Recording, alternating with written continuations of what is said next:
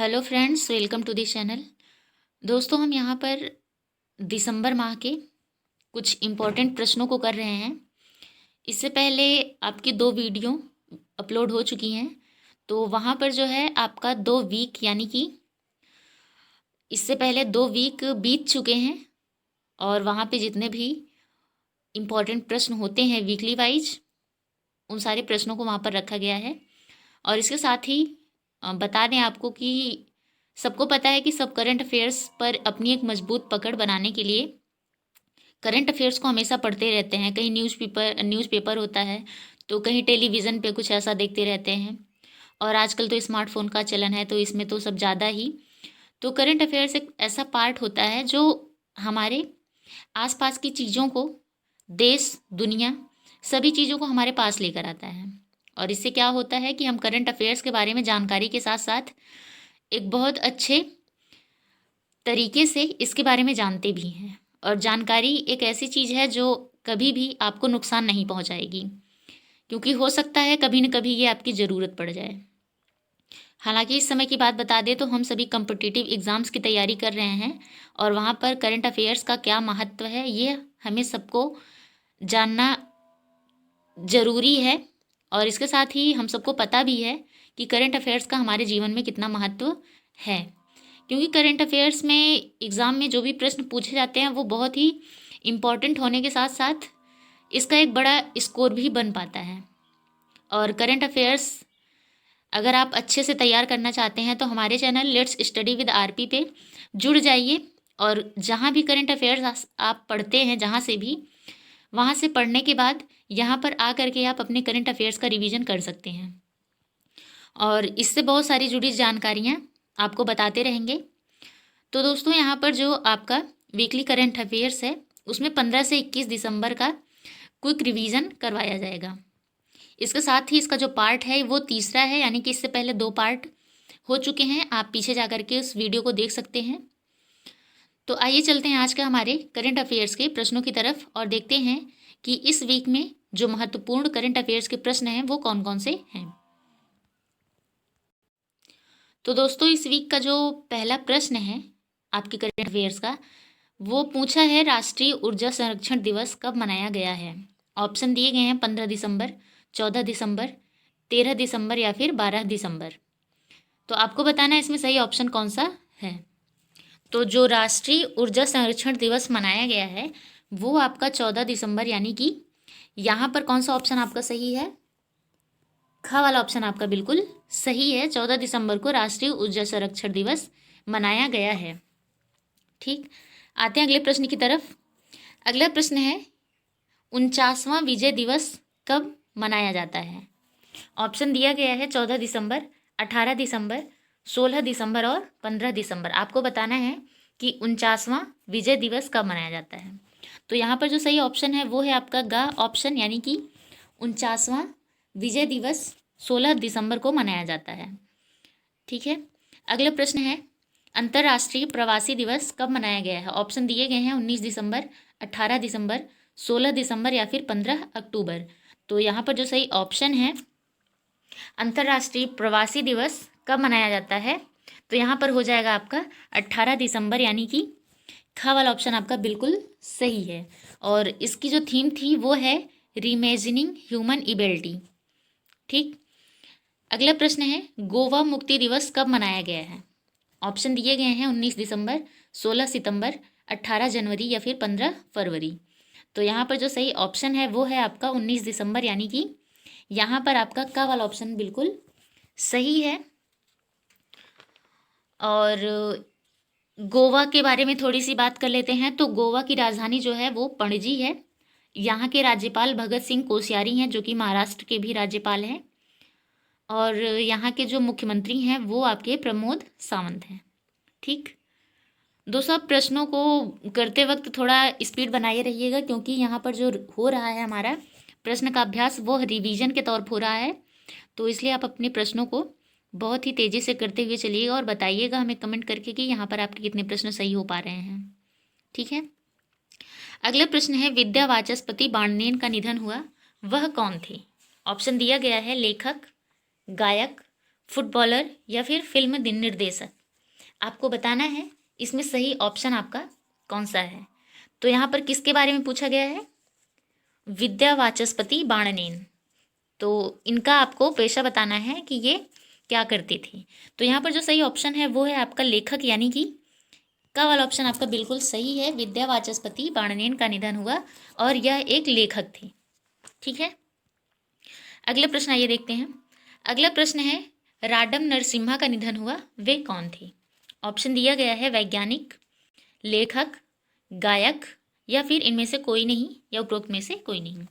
तो आपको बताना है यहाँ पर सही ऑप्शन कौन सा है। तो राडम नरसिम्हा जिनका निधन हुआ है वह एक वैज्ञानिक थे, यानी कि आपका यहाँ पर का वाला ऑप्शन बिल्कुल सही है। अगला प्रश्न है किस देश के पूर्व क्रिकेटर एरिक फ्रीमैन का निधन हुआ है? ऑप्शन दिए गए हैं कनाडा, भारत, ऑस्ट्रेलिया, इंग्लैंड। तो यहाँ पर जो सही ऑप्शन है वो है आपका ग वाला, यानी कि वह ऑस्ट्रेलिया के पूर्व क्रिकेटर थे। और ऑस्ट्रेलिया की राजधानी क्या है? तो ऑस्ट्रेलिया की राजधानी कैनबरा है। ठीक है, अगला प्रश्न है श्रीपति खान चेनेले का निधन हुआ, वह कौन थे? ऑप्शन दिया गया है लेखक, मूर्तिकार, गायक या फिर पहलवान। तो यहाँ पर जो सही ऑप्शन है वो है आपका पहलवान, यानी कि घ वाला ऑप्शन आपका बिल्कुल सही है। अगला प्रश्न है डी एथिराज का निधन हुआ, वह कौन थे? ऑप्शन दिया गया है मूर्तिकार, फुटबॉलर, लेखक या गायक। आपको बताना है इसमें सही ऑप्शन आपका कौन सा है।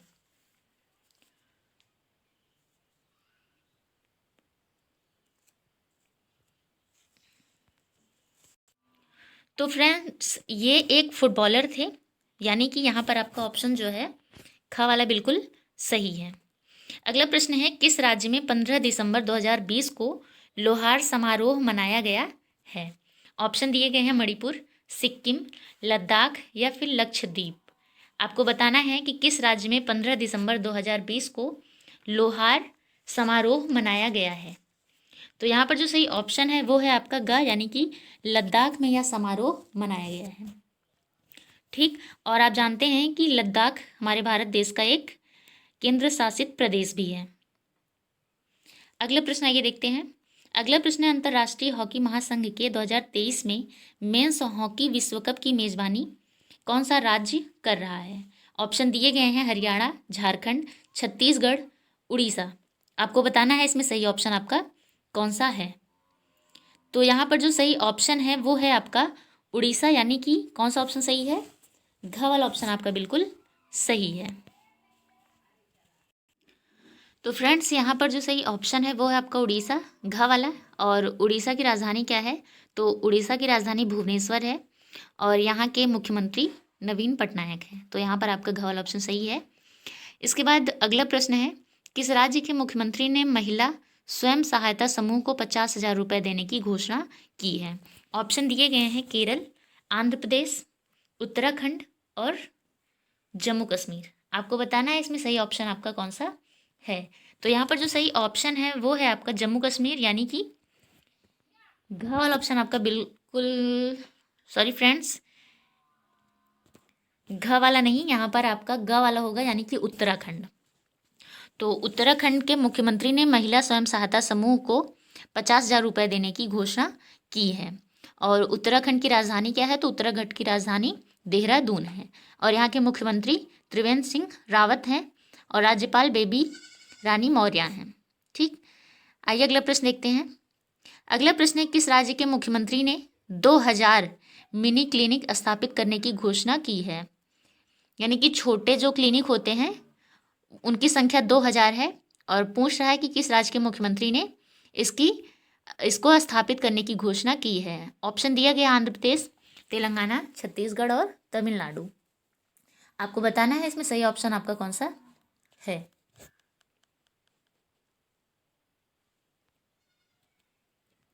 तो फ्रेंड्स यहाँ पर जो सही ऑप्शन है वो है आपका घ, यानी कि तमिलनाडु। ये वाला ऑप्शन आपका बिल्कुल सही है। और तमिलनाडु की राजधानी क्या है? तो तमिलनाडु की राजधानी चेन्नई है।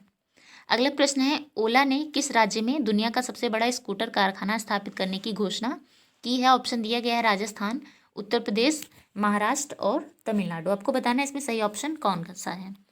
तो यहाँ पर जो सही ऑप्शन है वो भी तमिलनाडु ही है, यानी कि घ वाला ऑप्शन आपका बिल्कुल सही है। अगला प्रश्न है, उत्तर प्रदेश के किस शहर में कैलाश मानसरोवर भवन का उद्घाटन किया गया है? ऑप्शन दिए गए हैं लखनऊ, गाजियाबाद, प्रयागराज और बनारस। तो उत्तर प्रदेश के जिस शहर में कैलाश मानसरोवर भवन का उद्घाटन किया गया है वो शहर है गाजियाबाद, यानी कि यहाँ पर कौन सा ऑप्शन आपका सही है? तो ग वाला ऑप्शन आपका बिल्कुल सही है। अगला प्रश्न है, किस राज्य ने अपने लोगों को मुफ्त टीकाकरण करने की घोषणा की है?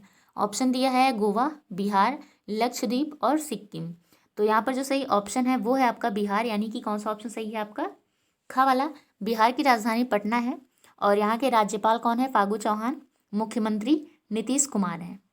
अगला प्रश्न देखते हैं। अगला प्रश्न है, उड़ीसा के मुख्य न्यायाधीश कौन बने हैं? ऑप्शन दिया गया अरविंद बोबडे, मंजीत सक्सेना, जी.एस. मुरलीधर या उपरोक्त में से कोई नहीं। तो यहाँ पर जो सही ऑप्शन है वो है आपका जी.एस. मुरलीधर, यानी कि ग वाला ऑप्शन आपका बिल्कुल सही है। ये उड़ीसा के मुख्य न्यायाधीश के रूप में नियुक्त हुए हैं। अगला प्रश्न है, मारुति सुजुकी के व्यापार लाइसेंस को किस राज्य ने रद्द कर दिया है? ऑप्शन दिए गए हैं तेलंगाना, दिल्ली, छत्तीसगढ़ और असम। तो मारुति सुजुकी के व्यापार लाइसेंस को जिस राज्य ने रद्द किया है वो है आपका असम।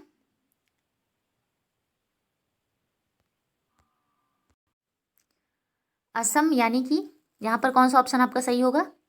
घ वाला ऑप्शन आपका बिल्कुल सही हो जाएगा। असम की राजधानी क्या है? तो असम की राजधानी दिसपुर है और यहाँ के मुख्यमंत्री जो हैं वो सर्बानंद सोनोवाल जी हैं। अगला प्रश्न देखते हैं। अगला प्रश्न है, जस्टिस हिमा कोहली को किस राज्य के हाईकोर्ट का मुख्य न्यायाधीश नियुक्त किया गया है? ऑप्शन दिए गए हैं उड़ीसा, असम, तेलंगाना और कर्नाटक। आपको बताना है इसमें सही ऑप्शन कौन सा है। तो जस्टिस हिमा कोहली को तेलंगाना राज्य के हाईकोर्ट का मुख्य न्यायाधीश नियुक्त किया गया है, यानी कि यहाँ पर जो सही ऑप्शन है वो है आपका ग वाला तेलंगाना। और तेलंगाना की राजधानी क्या है? तो तेलंगाना की राजधानी हैदराबाद है। अगला प्रश्न है, किस राज्य ने सभी सरकारी मदरसों व संस्कृत के स्कूलों को बंद करने की घोषणा की है? ऑप्शन दिया गया है झारखंड, उत्तर प्रदेश, मध्य प्रदेश और असम। तो यहाँ पर जो सही ऑप्शन है वो है आपका असम, यानी कि कौन सा ऑप्शन सही है? तो घ वाला ऑप्शन आपका बिल्कुल सही है और असम के बारे में हमने अभी भी पीछे की वीडियो में बताया।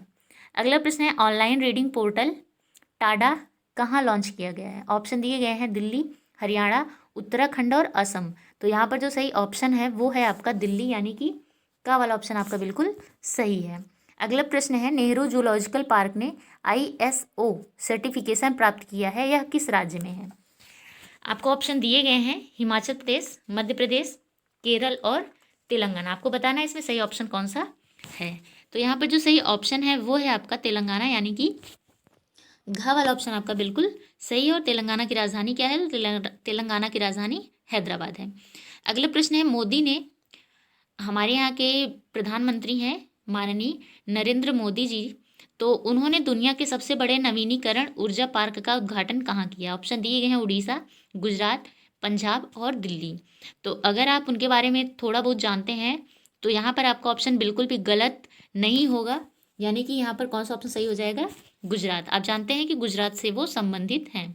अगला प्रश्न है, किसान कल्याण मिशन शुरू करने की घोषणा किस राज्य ने की है? ऑप्शन दिए गए हैं मध्य प्रदेश, आंध्र प्रदेश, गुजरात और उत्तर प्रदेश। तो यहाँ पर जो सही ऑप्शन है वो है आपका घ वाला, यानी कि उत्तर प्रदेश यहाँ पर सही ऑप्शन हो जाएगा। अगला प्रश्न ये देखते हैं। तो अगला प्रश्न है, किस राज्य के मुख्यमंत्री ने परिश्रम पोर्टल का शुभारंभ किया है? ऑप्शन दिए गए हैं राजस्थान, गुजरात, महाराष्ट्र, केरल और हरियाणा। आपको बताना है इसमें सही ऑप्शन कौन सा है।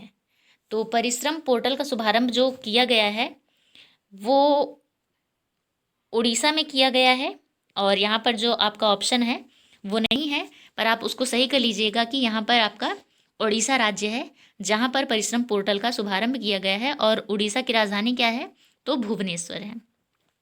अगला प्रश्न, किस राज्य ने बैनर के इस्तेमाल पर प्रतिबंध लगाया है?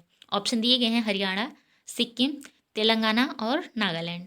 तो यहाँ पर जो सही ऑप्शन है वो आपका नागालैंड, यानी कि घ वाला ऑप्शन आपका बिल्कुल सही है। अगला प्रश्न है, किस राज्य ने फायर सेफ्टी कंप्लायंस नामक पोर्टल लॉन्च किया है? ऑप्शन दिए गए हैं गुजरात, उड़ीसा, हरियाणा और उत्तर प्रदेश। आपको बताना है इसमें सही ऑप्शन कौन सा है। तो यहाँ पर जो सही ऑप्शन है वो है आपका गुजरात, यानी कि क वाला ऑप्शन सही है। और गुजरात की राजधानी क्या है? तो गुजरात की राजधानी गांधीनगर है। अगला प्रश्न है, आईबीएम के साथ मिलकर किस राज्य ने 30,000 छात्रों को तकनीकी शिक्षा प्रदान करने के लिए समझौता किया है? आपको बताना है इसमें सही ऑप्शन कौन सा है। तो यहाँ पर जो सही ऑप्शन है वो है आपका तेलंगाना, यानी कि ग वाला ऑप्शन आपका बिल्कुल सही है। अगला प्रश्न है, डाबर च्यवनप्राश का ब्रांड एम्बेसडर किसे नियुक्त किया गया है? अगर आप ऐड देखते होंगे तो इस बार वहाँ पर अक्षय कुमार जी ऐड कर रहे हैं। तो यहाँ पर जो सही ऑप्शन है वो है आपका अक्षय कुमार, यानी कि खा वाला ऑप्शन आपका बिल्कुल सही है। अगला प्रश्न है, आरबीआई ने किस जगह पर स्वचालित बैंक प्रसंस्करण केंद्र स्थापित करने का निर्णय लिया है? ऑप्शन दिए गए हैं जयपुर, नासिक, प्रयागराज और उज्जैन। तो यहाँ पर जो सही ऑप्शन है वो है आपका जयपुर, यानी कि का वाला ऑप्शन सही है। और जयपुर कहाँ है? तो जयपुर राजस्थान की राजधानी है। तो फ्रेंड्स, यहाँ पर आज आपने 30 प्रश्नों को पूरा कर लिया है, यानी कि इस वीडियो में 30 प्रश्न पूरे के पूरे थे। और इस वीक के इसके साथ ही जो और इम्पोर्टेंट प्रश्न हैं आपको वो इसके दूसरे पार्ट में मिल जाएगा। तो thanks for watching this video and all the best and very very thank you.